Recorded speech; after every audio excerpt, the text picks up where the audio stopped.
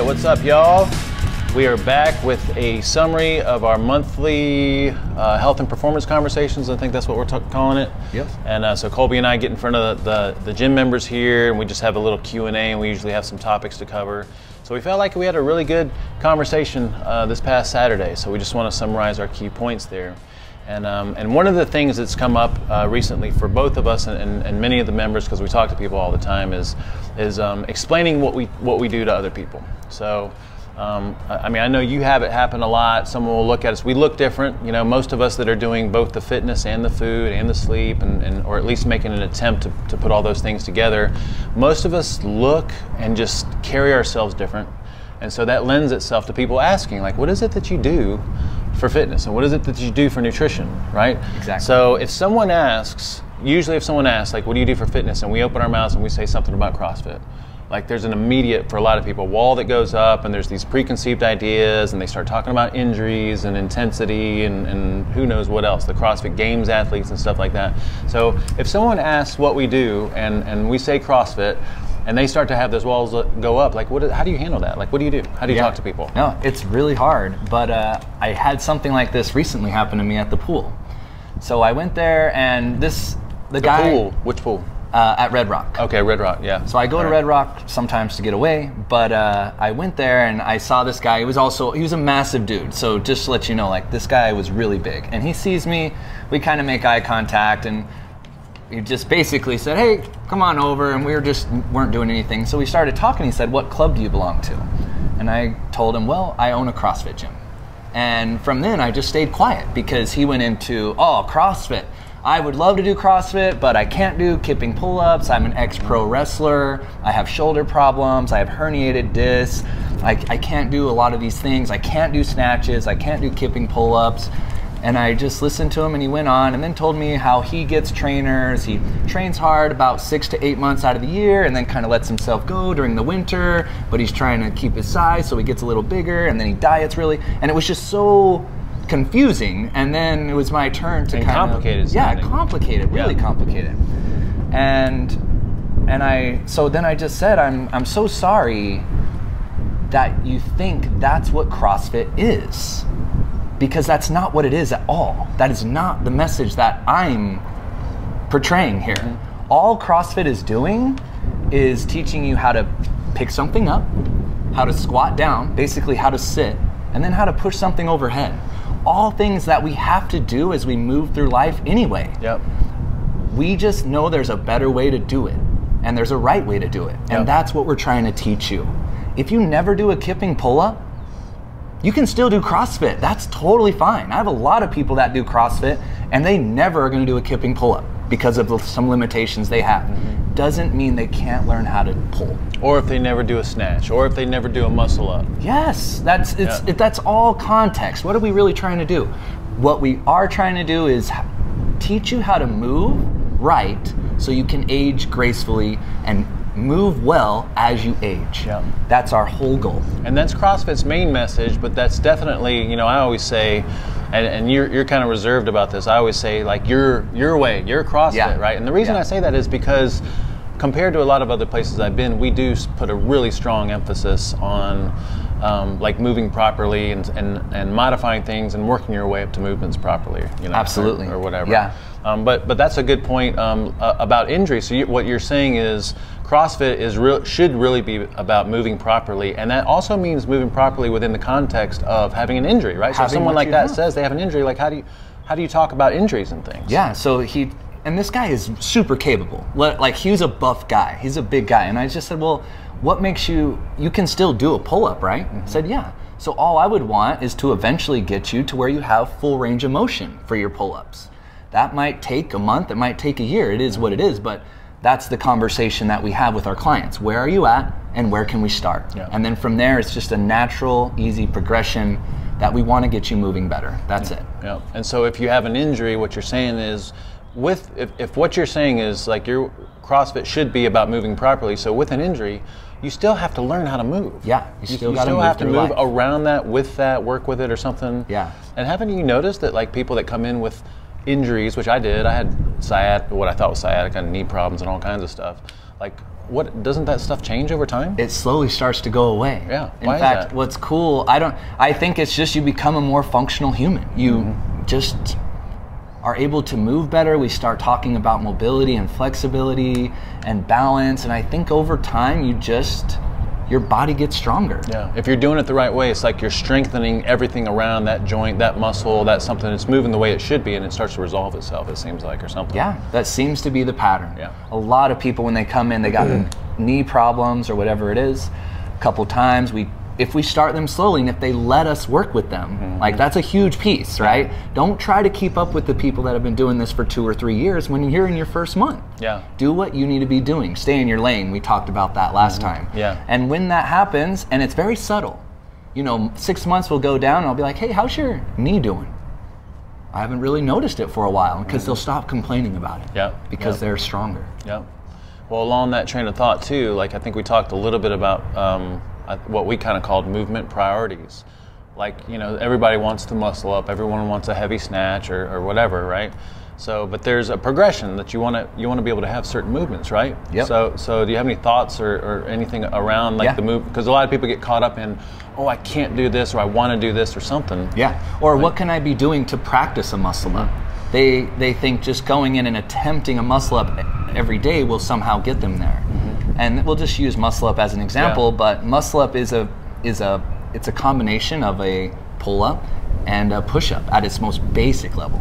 We even want to go basic ring row and push up. Yeah. Or pull up and dip, maybe. Or pull up and dip, right? Either way, it's a pull and a push. So every time we do pull-ups, we're practicing a muscle up if we're doing it with that intention. Yeah. But a lot of times what happens with the time component and the speed, you become just worried about doing the pull-up as fast as you can, not actually using the pull-up to develop your muscle up. Yeah, yeah. And the stronger you get, the better you get at your pull-ups, the better you get at your push-ups, and the better your body composition from eating real food and sleeping and all that stuff, the more that you're moving in the direction of getting that next movement or the pinnacle of that movement or whatever. And then just let it happen. Don't enjoy the process, enjoy the journey. Yeah. Because what's interesting about this whole thing is once they get a muscle up, you're not happy. You think, like, when you can't get it, you think, if I could just do a muscle up, I'd be so happy. When you finally get the muscle up, it's not the muscle up that made you happy.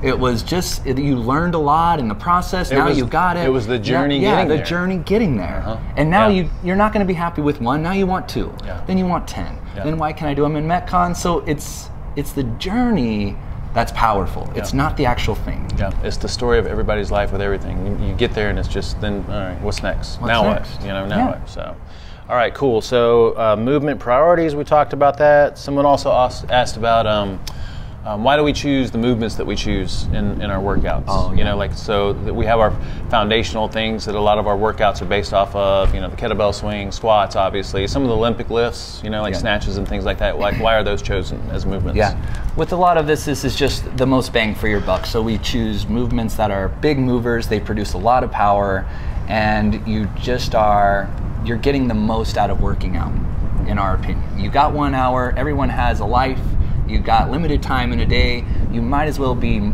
doing these movements so you can get the most out of this hour. So they're practicing functional movements, they also contribute to strength, they're easy to incorporate into multiple things that give you conditioning, and a conditioning effect or whatever.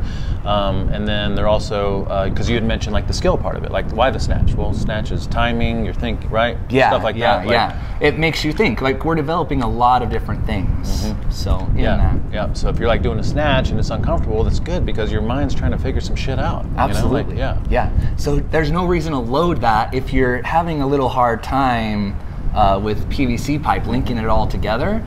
That's extremely beneficial. Keep thinking through that. Keep fighting for the steps that the coach is telling you to, cueing you to try to hit. Yeah. Because you're developing at that point. You're trying to link.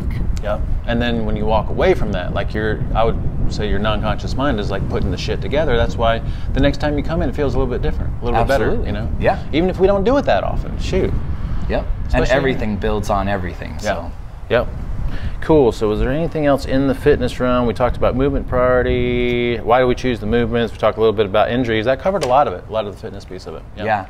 Yeah. And then so with this guy as well, same guy at the pool, when he started talking about diet, beyond confusing. When he would say things like, you know, kind of let myself go, and then he used verbiage of, I would go ultra clean for a while. Whatever that means, I have no idea. With his diet, with his nutrition. Yeah, with his nutrition, I'd get super clean and then cut for this, and there's this up and down. The bulking phase and the leaning phase. Cutting. Yeah. And I looked at him then, and I was just like, I'm so sorry, that sounds really confusing. You just told me you're having to plan your 7-8 meals a day. You have these months where you just don't care, and then you ultra clean on certain things. Wouldn't it be freeing just to kind of look the same and feel really good year round? Yep. And that's where we're at. That's why we're talking to people, right? That's where we want to get them. Yeah, so I mean, I think the way that I would handle that, man, if someone I mean, you know, we're in a different realm. Like some of us, I think we've been doing this way, you know, we can call it the SHT Wave, we can call it whatever the heck we want to call this thing that we've learned together, right? Once we've been doing this for a while, we understand it's like you almost take it for granted because it becomes such a normal part of your life. But so many people out there don't do what we do the way we do it, right? It's like we're in a completely different realm and world, and you have to remember that sometimes. Like we get into these conversations with people and they start talking all this lingo, and our first response is usually a very critical, judgmental, you know, you want to jump right in and just be like, what the hell are you doing? You know, or just give them your 2 cents about stuff. But there was a time that all of us were I was there. Right there. That's right. Yeah, that's how you met me. We all had this time where we were like doing that whole, you know, 6, 7, 8 meals a day, you know, pre-workout, post-workout, just strategizing and making things super complex. And so we have to just introduce a little bit of compassion when we're in a conversation with someone else about that. But I think both of us do a really good job at just asking questions about like, you know, well, what are you doing and how's that working out for you?